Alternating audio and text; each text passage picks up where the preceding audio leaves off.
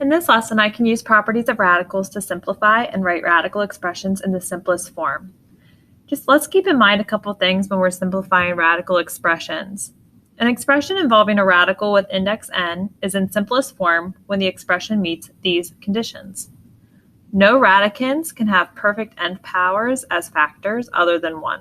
If I have something like the square root of 8, that is not in simplest form because 8 has a factor that's a perfect square. Okay, so you want to try to reduce as much as possible. Okay, you do not want to have any perfect nths underneath an nth root. Okay, also, no radicands can contain fractions. So whatever is underneath the radical should not be a fraction. And last but not least, says no radicals appear in the denominator. Okay, this is going to be huge for us today. We're going to see lots of expressions that have radicals in the denominator, and we're going to have to somehow rewrite that expression so that there is no longer a radical in the denominator. Okay, so I'm going to continue on. It says to meet these last two conditions, rationalize the denominator by multiplying the expression by an appropriate form of 1 that eliminates the radical from the denominator. Okay, then it goes on to say, please note, if the index is the same, you can multiply or divide the value under the radical. The index does not change. Okay. Multiplying radicals. Multiply the like parts together and simplify. Well, what does it mean by like parts? Multiply the parts outside the radical with other parts outside the radical. Multiply parts under the radical with other parts under the radical.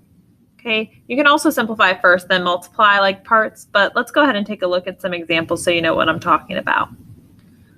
Here we're going to use the distributive property. In the first example, we see conjugates. See this word conjugates? What makes something a conjugate? Well, it looks the exact same except the sign in the middle here is different. Okay, that's what makes it a conjugate. So see how these two terms look the exact same, but we've got a plus or minus sign? What's special about conjugates is that the middle terms will always cancel. So watch. First times first is 64. Outer times outer is going to be plus 40 radical x. Inner times inner is going to be minus 40 radical x. And last times last is going to be minus 25 times the square root of x squared. Remember, when I multiply like bases, I add the exponents. So that's where we got the x squared from.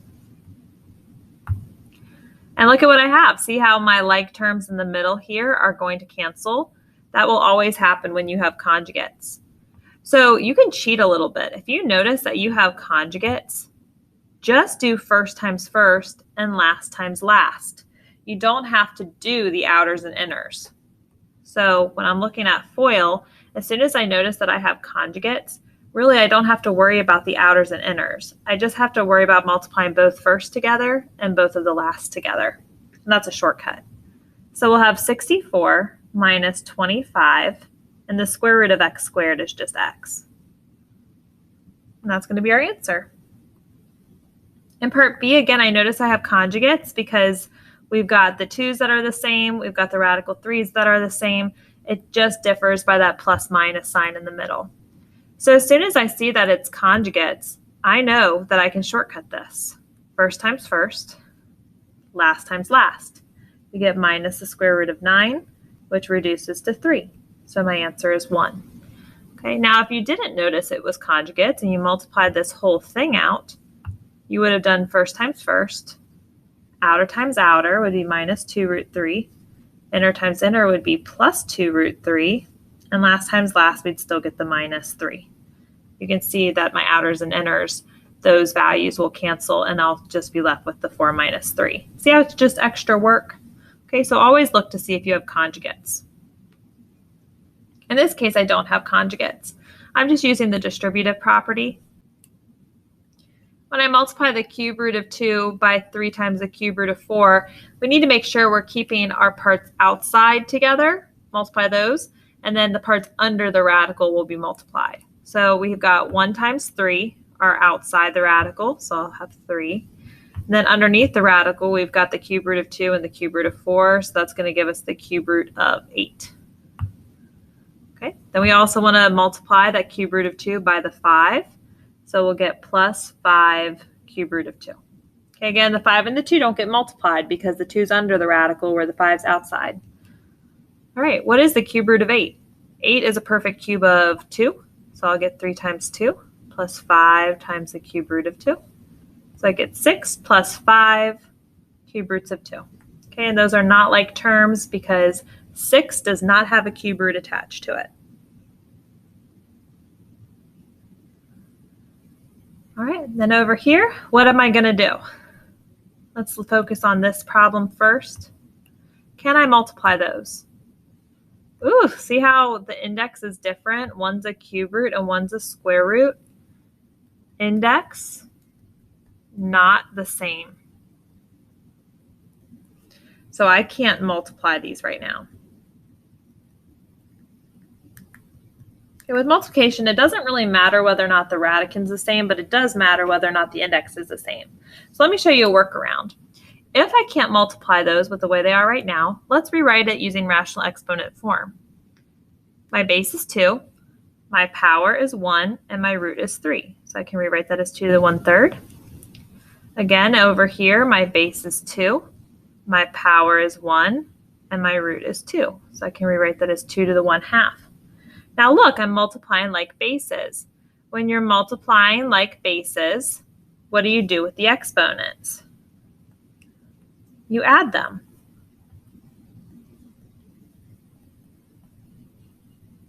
So what's that going to end up being? 2 to what power? What is 1/3 plus 1/2? Well, really, you could write this as what?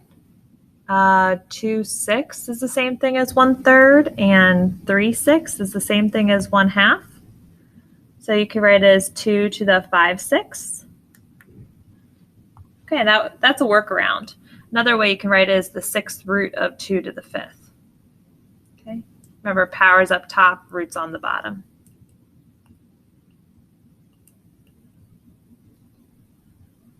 What about this other one? Right now, again, I'm having the same problem where the index is not the same. See how one's a cube root, one's a square root? Let's try the workaround. This would be 2 to the 1/3. And this base is 3, and the power over root is going to be 1/2. Can I multiply these? No, bases are not the same. Okay, so I just have to leave it like that. Bases are not the same. Okay, so I would just have to leave it just like that. Okay, let's go into the next page where we're dividing radicals. For dividing radicals, it says divide and or multiply parts that are alike. For example, if you're given 4 square root 10 over 2 square root 5, the 4 can be divided by 2, right, because they're both outside of the radical. And the root 10 can be divided by the root 5 because they're both under the radical. Okay, so in this case, I would end up with what? 2 root 2, right? 4 divided by 2 is 2. 10 divided by 5 is 2 underneath the radical. Okay.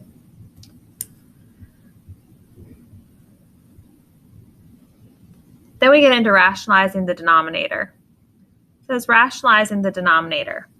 Often it is preferable to not have a radical in the denominator of an expression. We must multiply by a form of 1, which will eliminate the radical value in the denominator. Okay, we don't want a radical in the denominator. I'm going to say that over and over again. We've got to multiply by something that's going to get rid of the radical symbol in the denominator. So we have to think to ourselves, what number could I multiply by so that I get a perfect nth under the nth root? If radical 3 was in the denominator, ask yourself, radical 3 times what under a square root would give me a perfect square under a square root? What would I have to multiply square root of 3 by in order to get a perfect square under the square root? Well, I'd have to multiply by the square root of 3, because see how I'd get square root of 9, which does reduce? Okay, we like to have a perfect number under the root because then we know the radical will go away. Okay, so let's look at the next one. It says, if the cube root of 3 was in the denominator, ask yourself, what could I multiply the cube root of 3 by in order to get a perfect cube under that cube root? Right? What could I multiply the cube root of 3 by in order to get a perfect cube under that cube root?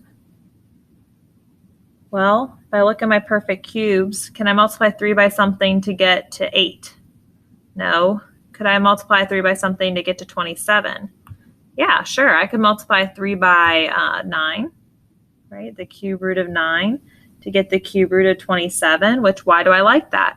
I like it because it reduces, right? It's a perfect cube under a cube root. All right, what about cortex? It says, if the fourth root of 3 was in the denominator, ask yourself, the fourth root of 3 times what would give me a perfect quartic or a perfect fourth under the fourth root?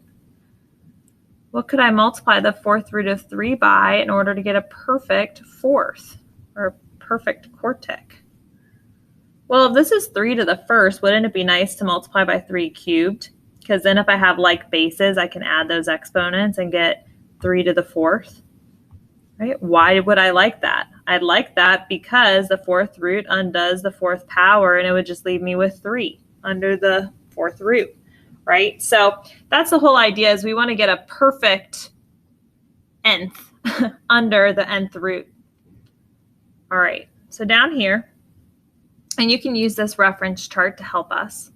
Down here, example 2, it says writing radicals in simplest form. Okay, we're going to have to rationalize some of these. Okay, in part A, I'm going to just start by writing the square root of 1 over the square root of 2. Square root of 1, that's easy. That's just 1. But see how I have a root in the denominator? I don't like that, so I have to rationalize. I'm going to multiply the top and bottom by the square root of 2. What's anything divided by itself? Really, it's just 1, right? So I'm not changing the identity of the expression.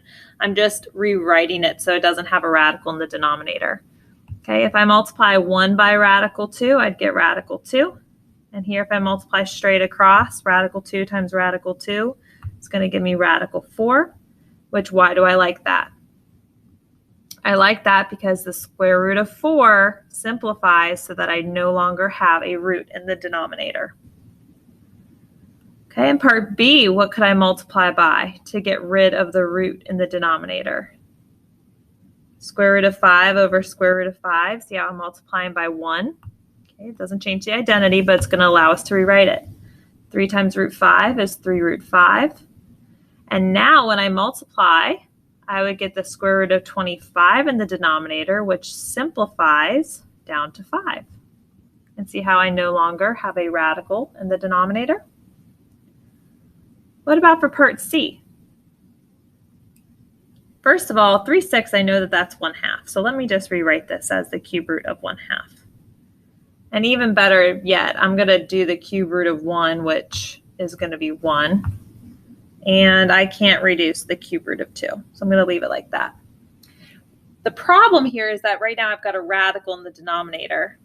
Okay, so I have to ask myself, what cube root could I multiply by in order to get a perfect cube in the denominator? Well, a lot of people make the mistake and they're like, oh, let's multiply by 2. Well, then I've got 2 times 2, which is the cube root of 4. Is that going to help us? Can I take the cube root of 4? No, 4 is not a perfect cube. So revisit that idea. What could I multiply by to get a perfect cube in the denominator?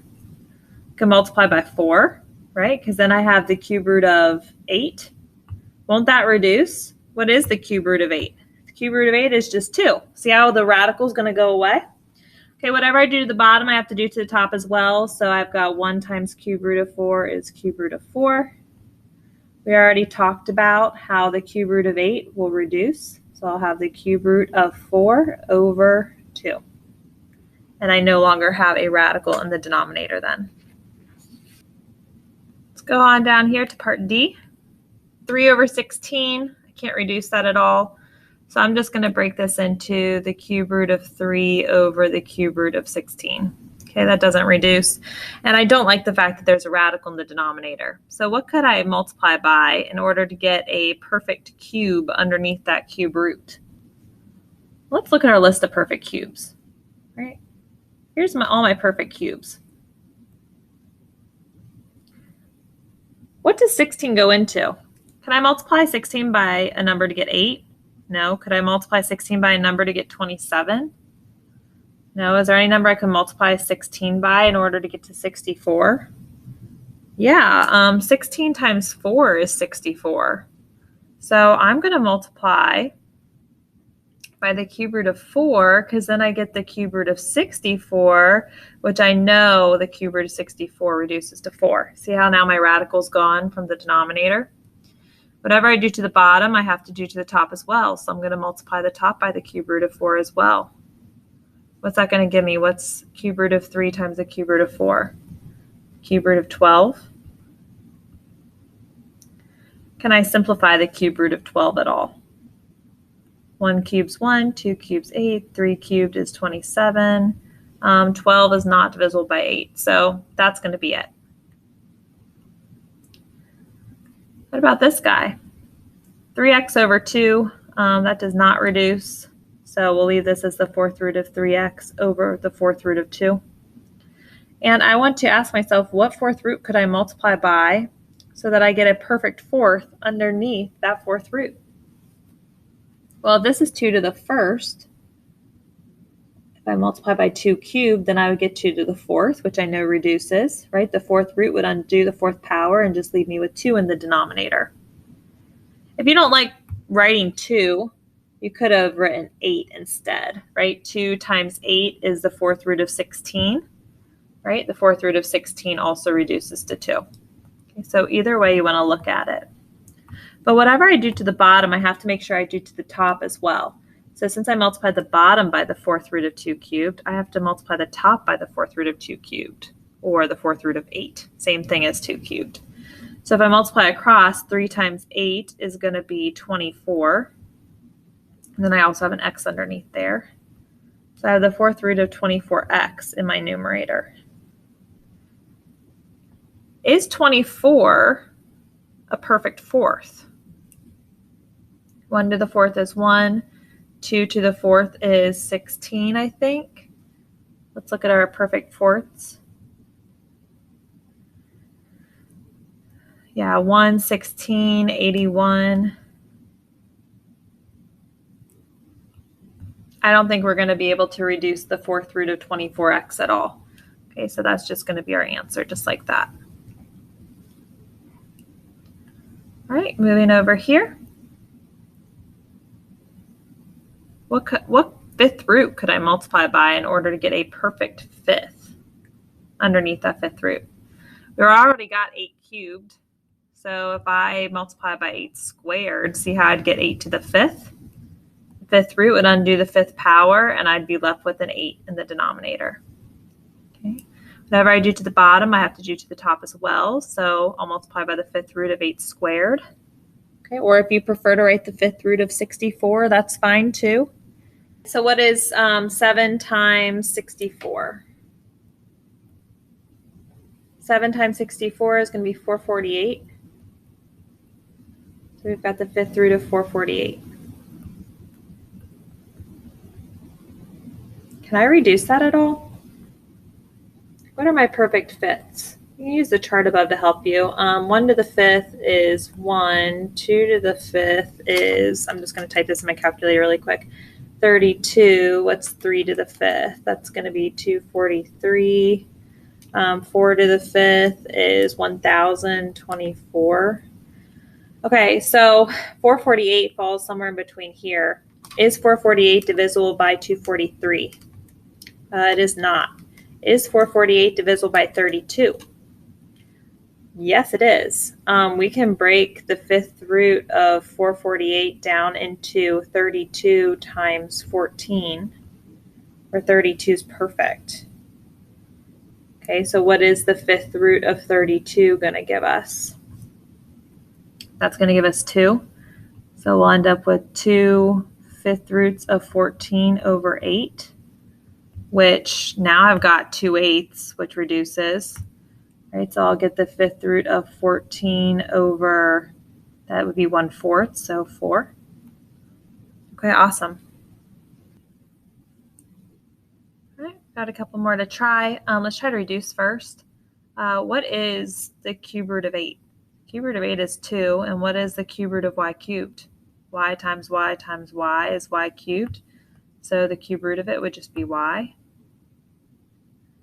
Then I've got the cube root of 3x cubed up top. Ooh, which again, x cubed, that's perfect. So let me erase this and let's simplify that. We would get x times the cube root of 3. Okay, now, do I need to do anything with this? See how there's no radical in the denominator? That's good. Cube root of 3, that's already simplified. So we're done. Okay, I'm not going to bother rationalizing this one. There's no need since I simplified first. This one, can I simplify first? 4/3 does not simplify. A over b does not simplify. So this one I'm going to have to rationalize because I don't like that square root in the bottom. So what can I multiply by to get a perfect square underneath that square root? What could I multiply 3 by? 3 by 3 would be 9, which I know the square root of 9 reduces. And what could I multiply b by? B times b would be b squared, which can't I simplify the square root of b squared? Absolutely. Okay, so whatever I do to the bottom, I'm going to do to the top as well. So I'm going to end up with, what, 12ab under that root? So I have the square root of 12ab. I know that the square root of 9 is 3 and that the square root of b squared is b. So we took care of our root in the denominator. But the numerator I can simplify further. I know that 12 is divisible by 4, which is a perfect square. So I'm going to mark that 4 is perfect. And the square root of 4 is going to be 2. So I'll have 2 times the square root of 3ab over 3b.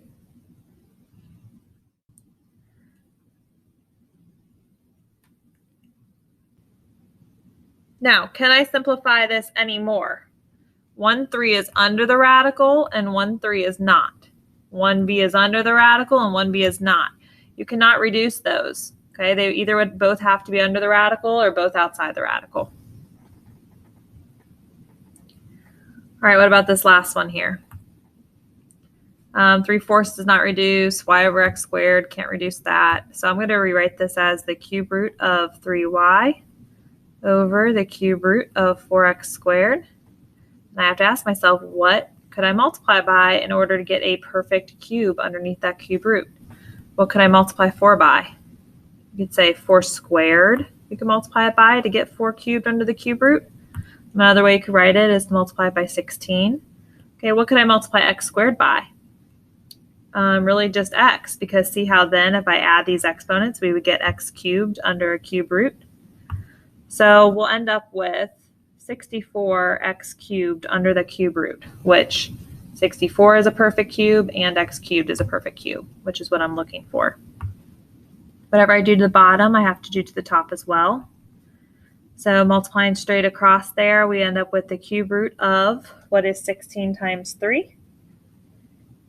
16 times 3 is going to give us 48. And then we've got xy. Okay, reduce.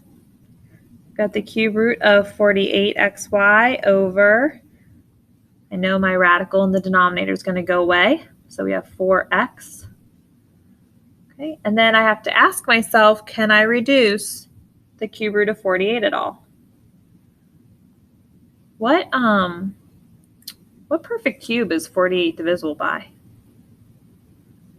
And 48 would fall right here in the list of perfect cubes. Is 48 divisible by 27?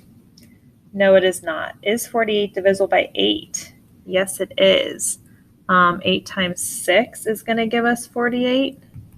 So let's break it into a perfect cube and a leftover. What did I say? 8 times 6, where 8's perfect. Cube root of 8 is going to be 2. So we'll get 2 cube root of 6xy over 4x. And really, I can reduce this further, right? Like 2 over 4 is 1/2. So I don't really have a lot of room over here. Swoop, I'm going to just put it over here. We've got the cube root of 6xy over 2x if I reduce 2/4 down to 1/2, right? I'm just not going to put the 1 up there. All right, and there we go. So that's rationalizing when you have a monomial in the denominator. Now let's talk about rationalizing if you have a binomial in the denominator. Okay, so dividing radicals continued. It says for a denominator that has a sum or difference involving square roots, multiply both the numerator and denominator by the conjugate. Okay, so this is part of the reason why we were talking about the conjugate, because we're going to use it here. Okay, remember, a plus radical b and a minus radical b are conjugates. Remember, when expanding conjugates, the middle terms always cancel, right? The middle terms always cancel. So we can cheat anytime we see conjugates. We really just have to do first times first, and then we have to do last times last, which would be the square root of 9, which is 3, and voila. Okay, so writing radicals in simplest form. Here, you're going to see we have a radical in the denominator, blah. Also, it's binomial. See how it's 2 terms separated by an addition sign? So whenever you see a radical in the denominator where there's 2 terms, we're going to use the conjugate. Okay, so what is the conjugate of 5 plus square root 3? Conjugate of that would be 5 minus square root 3. So I'm going to multiply the bottom by 5 minus square root 3. And whatever I do to the bottom, I do to the top as well. It's like I'm multiplying by 1, right? Anything divided by itself is 1. Okay, so we've got 1 times 5 is 5. 1 times minus the square root of 3 is just that. And then in the bottom where I have conjugates, is there a need to multiply this out completely? No, with conjugates, you can cheat. Right? All I have to do is do first times first, which is 5 times 5. And then I have to do last times last. Radical 3 times negative radical 3 would be negative radical 9. So I get 5 minus square root 3 over 25 minus 3. See how the radical disappeared in the denominator? And so I end up with 22 in my denominator. There we go. If I wanted to completely multiply this expression out, we would get 25 minus 5 radical 3 plus 5 radical 3 minus 3. But I'm not going to bother doing the outers and inners because I know those middle terms are going to cancel. Okay, let's try it again. Again, here I see a radical in the denominator. It's 2 terms. So I multiply by the conjugate, which is the 1 plus square root 2. Make sure you change this sign. So I have 5 times 1 is 5. 5 times root 2 is 5 root 2. Right? These are conjugates. I already know that, so I'm going to cheat. Right? I don't have to multiply it out completely, just do first times first. Last times last, we get minus the square root of 4, which is going to reduce. Get 1 minus 2. Or we can write that as negative 1, which I don't like to leave a negative 1 in the bottom. If you get negative 1, divide both terms by negative 1. Okay, so 5 divided by negative 1 is negative 5. 5 radical 2 divided by negative 1 is negative 5 radical 2. And I want to see your answer written like that. Okay. Again, I've got a radical in the denominator. I know it's tempting, but you cannot cancel these. You cannot say your answer is 2/3. No, no, no. Okay, the numerator and denominator are not factored. Okay, you cannot do that. What I can do is multiply by the conjugate. Now, which conjugate am I going to use? Am I going to use 2 radical 3 plus 3? Or am I going to use 3 radical 3 plus 3? What's my goal? My goal is to get rid of the radical in the denominator. So I'm going to use the conjugate of the denominator. So I'm going to multiply top and bottom by the 3 radical 3 plus 3.